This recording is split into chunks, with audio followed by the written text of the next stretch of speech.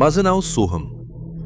मी ज्या भागात लहानाचा मोठा झालो ते घर एका मोठ्या नामांकित कॉलेज कॅम्पसच्या अगदी शेजारीच होतं. शहरापासून जरा लांब, शांत आणि एकांत भागात हा संपूर्ण परिसर पसरलेला होता.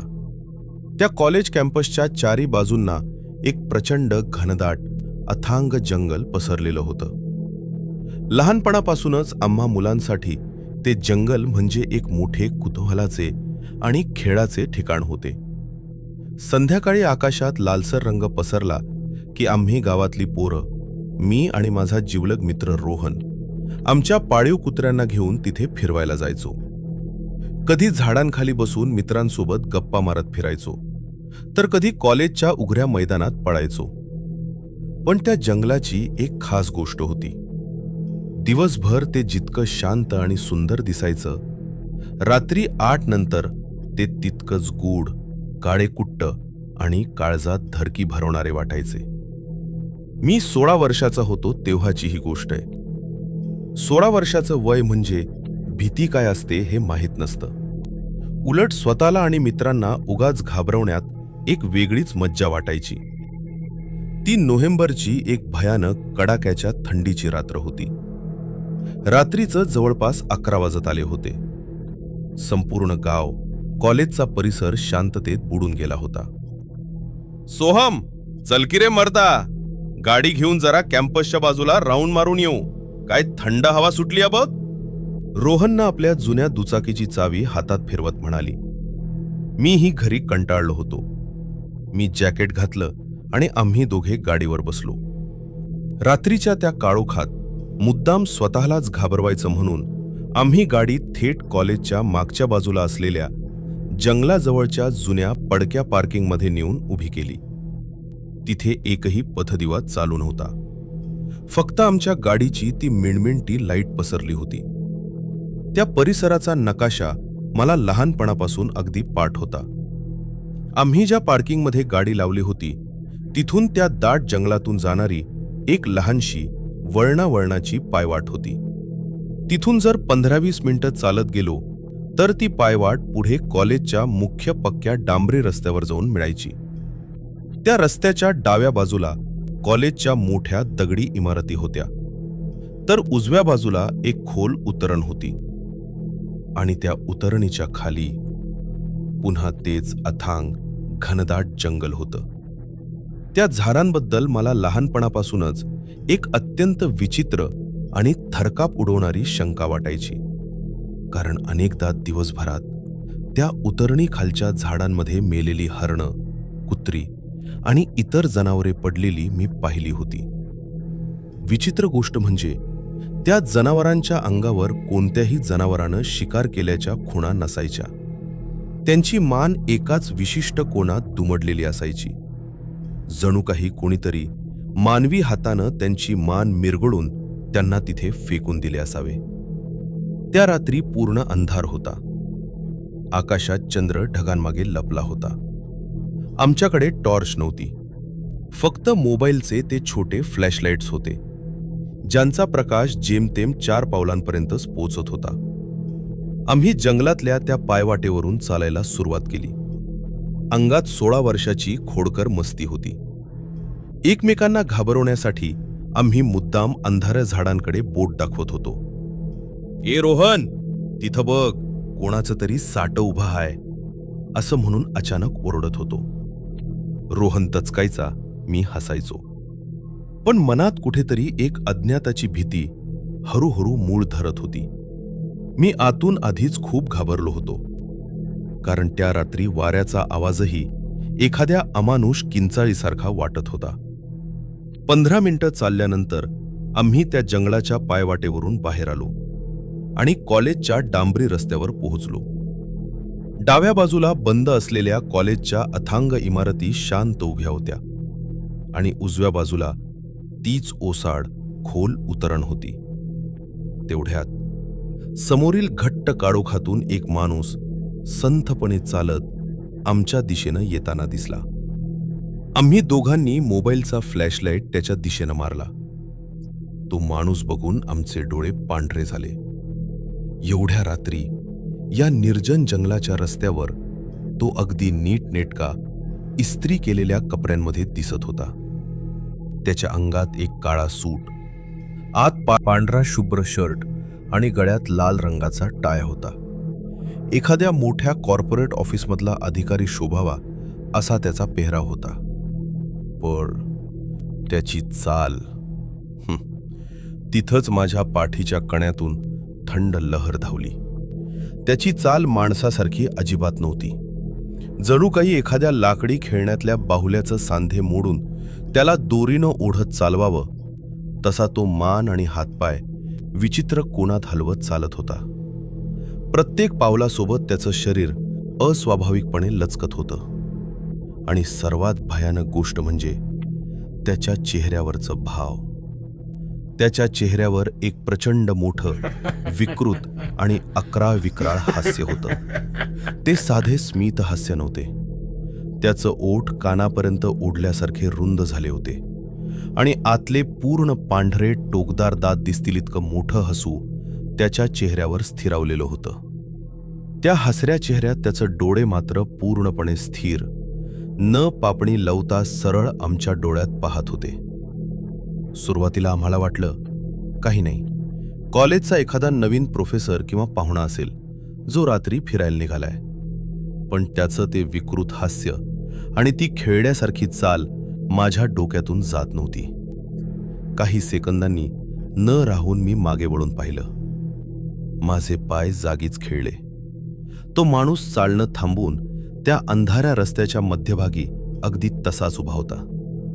त्याची पाठ आमच्याकडे होती, पण त्यानं आपली मान 180 अंशात पूर्ण मागे वळवली होती आणि तो अजूनही त्याच अक्राळविक्राळ हास्यानं आमच्याकडेच बघत उभा होता. माझ्या अंगावर सरसरून काटा आला. मी रोहनच्या हाताला गच्च पकडलं. रोहन, मागे बघू नकोस, चालण्याचा वेग वाढव. आम्ही वेगानं चालायला लागलो. आमचा श्वास फुलला होता.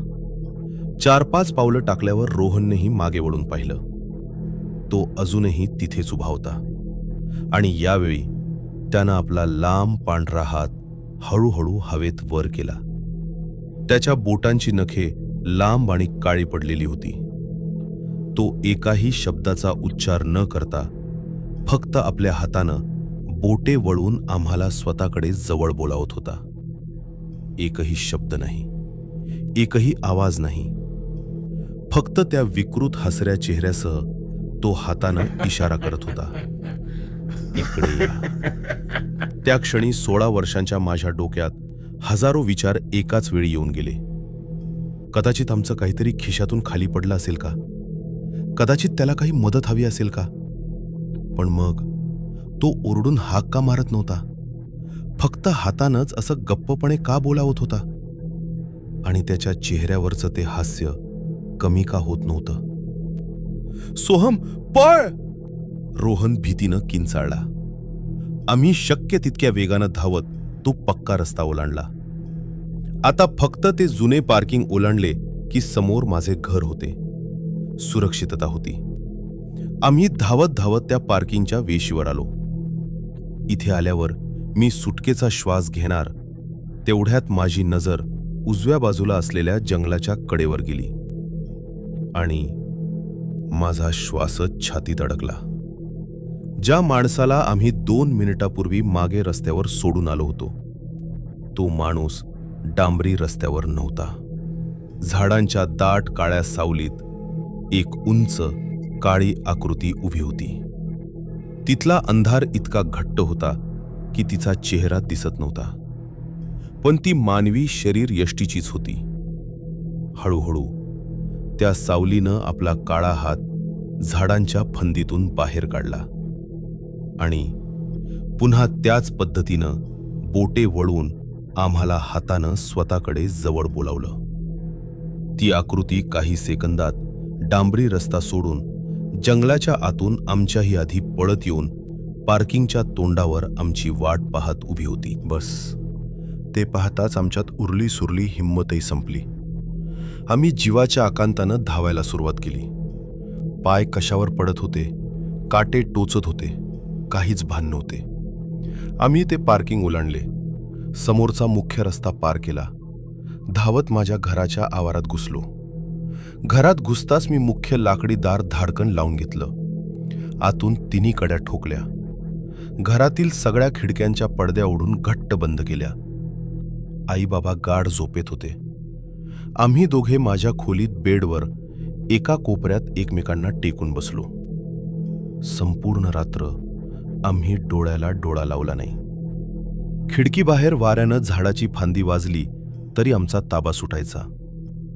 ती रात्र आम्हा दोघांसाठी एका युगासारखी मोठी होती. दुसऱ्या दिवशी सकाळी सूर्य उगवला. उजाडल्यानंतर आमची भीती थोडी कमी झाली. सकाळी 8 वाजता आम्ही दोघे काल रात्री जंगलात सोडलेली गाडी आणण्यासाठी परत त्या पार्किंगकडे गेलो. दिवसाच्या प्रकाशात ते पार्किंग अगदी सामान्य, नेहमीसारखेच दिसत होते. पक्षी गात होते, वाऱ्याची झुळूक येत होती. आम्हाला वाटू लागलं की काल रात्री थकाव आणि भीतीमुळे आम्हाला काहीतरी भास झाला असावा. आम्ही आमच्या गाडीपाशी पोहोचलो, पण गाडीच्या मागच्या बाजूला नजर जाताच आमची उरली सुरली शांतता पुन्हा एकदा भस्मसात झाली. काल रात्री पाऊस पडल्यामुळे पार्किंगच्या मातीत चिखल झाला होता. त्या चिखलात मोठमोठे अमानुष मानवी पावलांचे ठसे उमटले होते. पण ते ठसे साध्या माणसाचे नव्हते. पायाची बोटे अत्यंत लांब आणि नखे चिखलात खोल रुतलेली होती. ते ठसे जंगलाच्या बाजूनं बाहेर आले होते. आमच्या गाडीभोवती पूर्णपणे 2 ते 3 फेऱ्या मारल्यासारखे फिरले होते आणि शेवटी ड्रायव्हरच्या दाराजवळ येऊन काही वेळ थांबले होते. त्या ठशांवरून स्पष्ट दिसत होतं की काल रात्री आम्ही पडून गेल्यानंतर ती काळ्या सूटमधली आकृती जंगलातून बाहेर आली होती. तिनं आमच्या गाडीला चोहो बाजूनं वेढा घातला होता आणि ड्रायव्हरच्या दारापाशी उभे राहून ती आत आम्ही बसलोय का हे तपासत होती. आम्ही एकमेकांकडे पाहिलं. आमच्या तोंडून एक शब्दही बाहेर पडला नाही.